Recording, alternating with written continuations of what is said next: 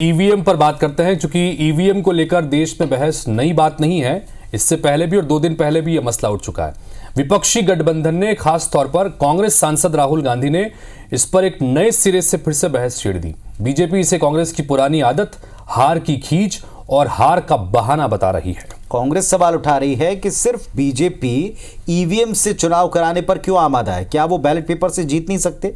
सवाल यह कि नतीजों के इतने दिन बाद इस पर बहस के मायने क्या हैं? क्या वाकई ईवीएम की निष्पक्षता को रिव्यू करने की आवश्यकता है, या फिर इस पर सवाल उठाकर दल कोरी सियासत कर रहे हैं?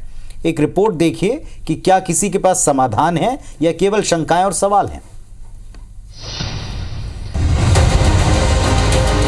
चुनाव हो चुके, नतीजे आ चुके, शपथ ग्रहण भी पूरा हुआ। मैं ईश्वर की शपथ लेता हूं कि लेकिन बहस जारी है।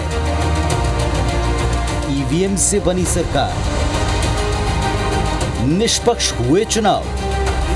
मोदी 3.0 का शपथ ग्रहण होने के 10 दिन बाद भी देश में ईवीएम पर बहस छिड़ी है। इस बार मोर्चा खोला कांग्रेस सांसद राहुल गांधी ने। कहा कि अगर देश में निष्पक्ष चुनाव होता तो भाजपा 100 सीटों पर सिमट जाती। कांग्रेस नेताओं ने कहा कि देश भर में लगभग 100 सीटों पर भाजपा महज 2000 वोटों के अंतर से जीती। इधर छत्तीसगढ़ में सीनियर कांग्रेसी नेता और पूर्व मंत्री ताम्रध्वज साहू ने राहुल गांधी के बयान का समर्थन करते हुए कहा कि छत्तीसगढ़ में निष्पक्ष चुनाव नहीं हुए। सरकार की इंटेलिजेंस रिपोर्ट और सर्वे बताते रहे कि छत्तीसगढ़ में कांग्रेस कम से कम 4 से 5 सीटें जीत रही है।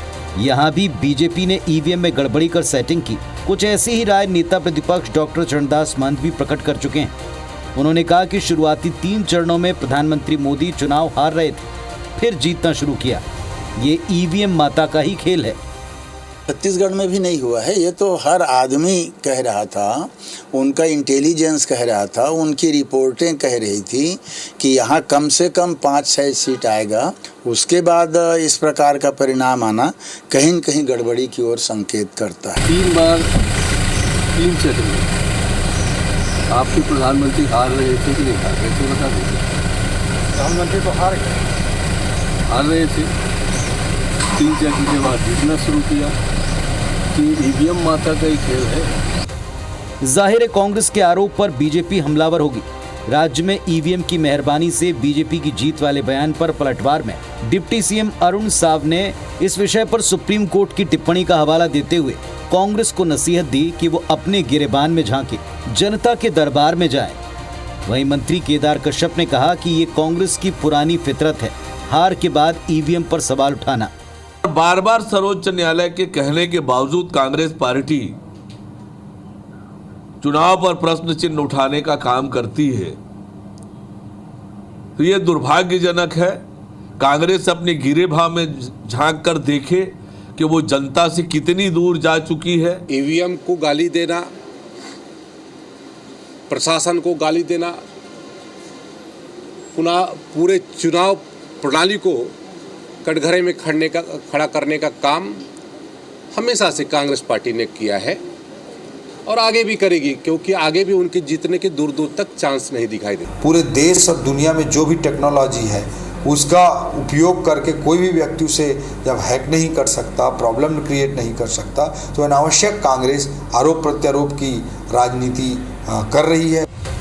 वैसे ईवीएम पर बहस नई नहीं है। 2 दिन पहले ही दुनिया के नामचीन अमीरों में शुमार एलन मस्क के ईवीएम को हैक करने वाले बयान पर बहस छिड़ चुकी है। ये भी सच है कि दुनिया के कई देशों ने ईवीएम को छोड़ एक बार फिर बैलेट पेपर से चुनाव का विकल्प चुना।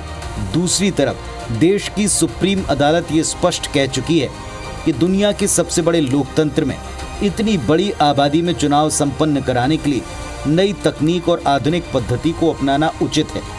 खामियां हर सिस्टम में है, लेकिन इससे किनारा करने की बजाय सुधार पर फोकस करना समझदारी है। बहरहाल विपक्ष का तर्क है कि सभी विपक्षी दल ईवीएम के खिलाफ हैं। बैलेट से चुनाव से पूरी तरह किनारा करना बीजेपी का असल में हार से डर है।